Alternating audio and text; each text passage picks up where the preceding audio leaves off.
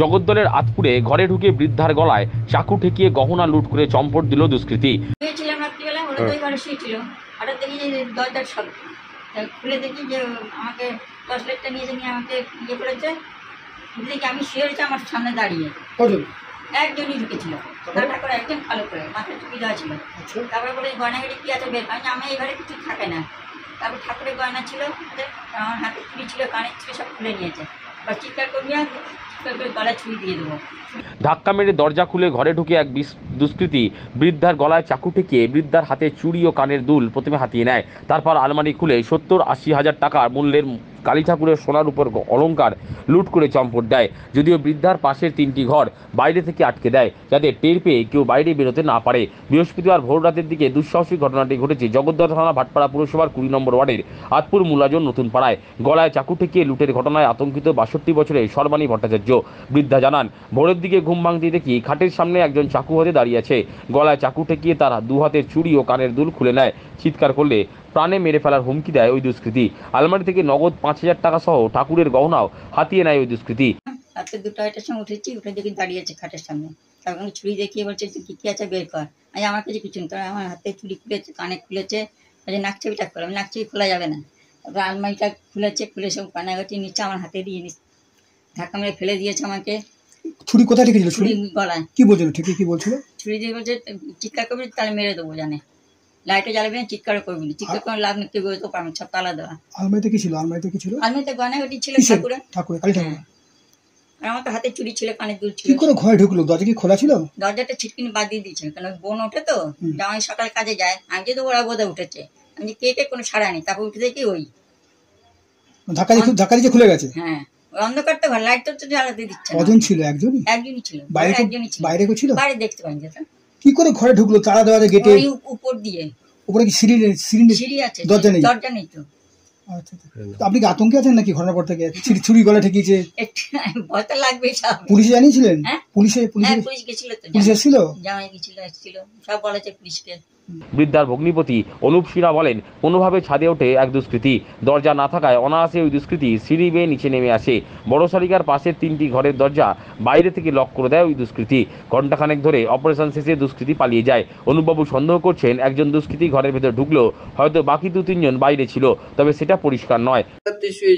শুয়েছিলাম, আমার বদ্দি রাত্রিবেলায় উঠে আমাদের বলছে যে তাড়াতাড়ি ওঠো, ঘরে চুরি হয়েছে। তাই আমি বলছি চুরি হয়েছে বলেই বলছে সে তো কেঁদে দিয়েছে। বলছে গলায় আমার চাকু ধরেছে, হাতে চুড়ি নিয়ে নিয়েছে, কানের নিয়ে নিয়েছে, নাকছাবি খুলতে বলেছিল, নাকছাবিটা আমি দিইনি। তারপরে দেখি যে আমাদের বছরে বাৎসরিক কালী পুজো হয়, কয়েক বছর ধরে বন্ধ আছে।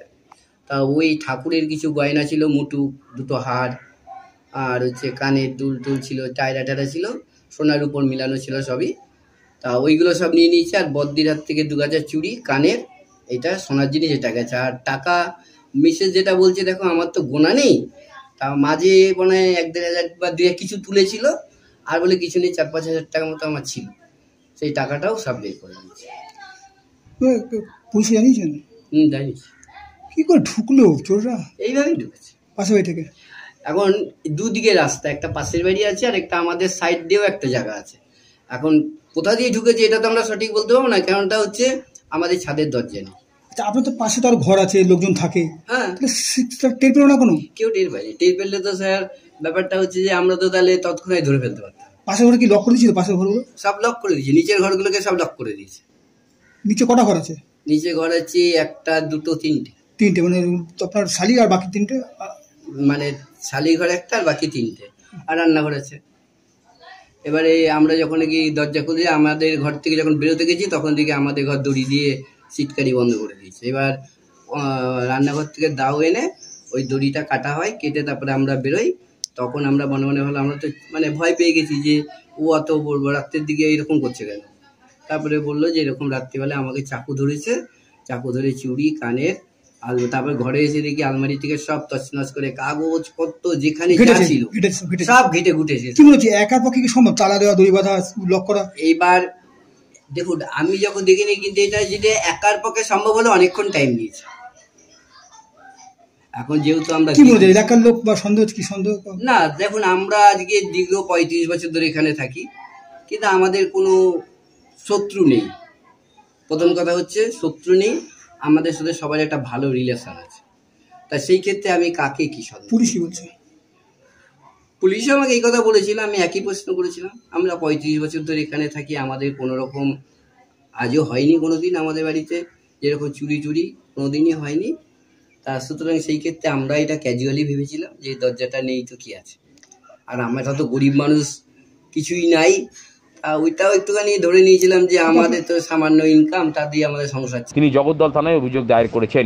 অভিযোগের ভিত্তিতে পুলিশ ঘটনার তদন্ত শুরু করেছে। তবে ঘিঞ্জি আতপুর নতুন পাড়ার ঘরে ঢুকে লুটপাতের ঘটনায় স্তম্ভিত স্থানীয় মানুষজন।